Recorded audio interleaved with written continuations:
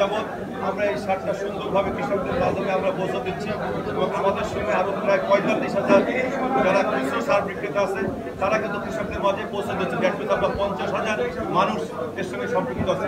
হঠাৎ করে 2025 সালে কৃষি নীতিমালায় যে 45,000 খুচরা বিক্রেতাকে বাদ দিয়ে দেওয়া হবে, কিন্তু একটা সমস্যা দেখা দেবে। এবং আপনারা জানেন যে আমাদের এই যে সংকট সামনে দেখা দিতে পারে যদি এটা বিশৃঙ্খলা সৃষ্টি হবে, যে আমরা সরকারের কাছে দাবি করেছি যে না, এই সব নীতিমালা এখন বাস্তবায়ন করা যাবে না। যে 2009-এর নীতিমালা আছে এই নীতিমালাটা বহাল রাখতে হবে এবং কোনো কিছু পরিবর্তন করতে হলে আমাদের যারা স্টেক হোল্ডার, আমরা যারা আছি, আমাদের সার ব্যবসায়ী আছি, আমরা আমাদের কৃষক আছে, আমাদের সাংবাদিক ভাইরা আছে, দেশের সুশীল সমাজ আছে, সকল স্টেক হোল্ডারকে নিয়ে সকল সেক্টরের লোককে নিয়ে বসে একটা নীতিমালা বাস্তবায়ন করতে হবে। হুট করে একটা নীতিমালা চাপিয়ে দেওয়া যাবে না। যদি এই নীতিমালা চাপিয়ে দেওয়া হয় তাহলে দেশে সারের বিরাট সংকট দেখা দেবে। আজকে আমাদের দাবি হচ্ছে চারটি। আমাদের 1 নম্বর দাবি হচ্ছে যে 2009-এর নীতিমালা বহাল রাখতে হবে।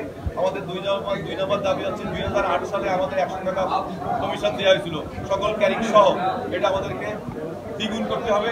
আর আমাদের 3 নম্বর দাবি হচ্ছে যে আমাদের প্রত্যেকটা উপজেলায় যে বরাদ্দ চাওয়া হয়, এই ধরনের জেলা ডিডি অফিস থেকে এটা কিন্তু কৃষি সম্প্রসারণ দপ্তর এটা কৃষি মন্ত্রণালয়ে পাঠায় জেলার চাহিদা হিসেবে, কিন্তু কৃষি মন্ত্রণালয় থেকে বা কৃষি মন্ত্রণালয় থেকে এই ধরনের সারের যেটা চাহিদা হয় এই চাহিদা মতো বরাদ্দ দেওয়া হয় না। কারণ আমার এখানে চাহিদা যদি দেওয়া হয় 90,000 মেট্রিক টন, বরাদ্দ হয় 60,000 metric ton, that means 30,000 metric ton ঘাটতি থাকে। এবং এই চাহিদা নিরূপণ করে উপজেলা কৃষি অফিসাররা তারা হচ্ছে কীভাবে করে, তারা যেখানে যে কাল্টিভেশন হয়, সারা দেশের চাষ হয়, সেই কাল্টিভেশন ডিপেন্ড করে তারা কিন্তু নিরূপণ করে।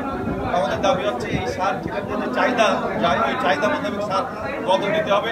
আর আমাদের আরেকটা দাবি হচ্ছে আমাদের পূর্বে আমদানিকারকের মধ্যে নন ইউরিয়া সার 80% এবং বিএডিসির মধ্যে 20% আমদানি হতো। পূর্বের নয় আবারও আমাদের নন ইউরিয়া সারটা টিএসপি, ডিএপি, এমওপি আপনার বেসরকারি আমদানিকারকের মাধ্যমে 80% এবং বিএডিসির মাধ্যমে 20% আমদানি। ধন্যবাদ।